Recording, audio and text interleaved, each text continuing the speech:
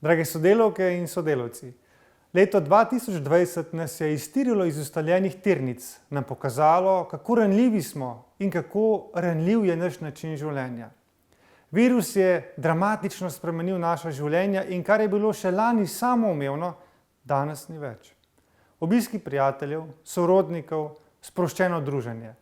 Vsemu temu smo se morali odpovedati, da obvarujemo najprej sebe, nato pa tudi naše najbližje.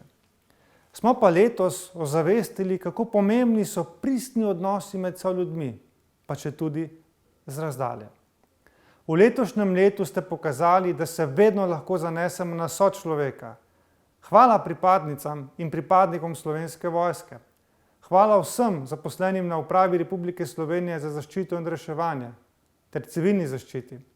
Hvala vsem vam, drage sodelavke in sodelavci, za vašo podporo pri premagovanju epidemije, za vaše upoštevanje ukrepov in za vaše požrtvovalno delo v letošnjem letu.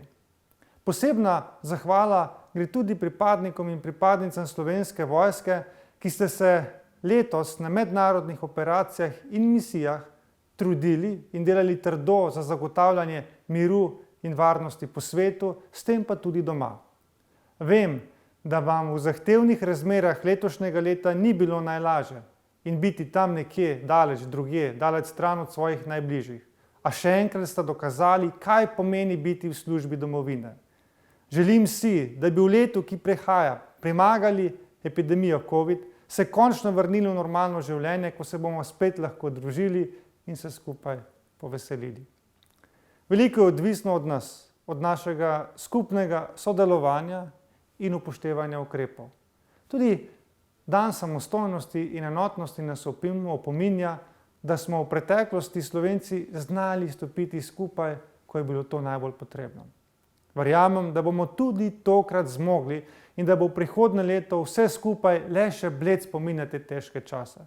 Da vas prihajajoči prazniki navdajo s toplino, z upanjem. Leto, ki je pred nami, naj bo polno miru, medsebojnega razumevanja in strpnosti.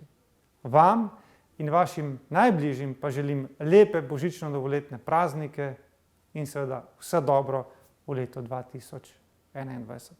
Pa ostanite zdravi.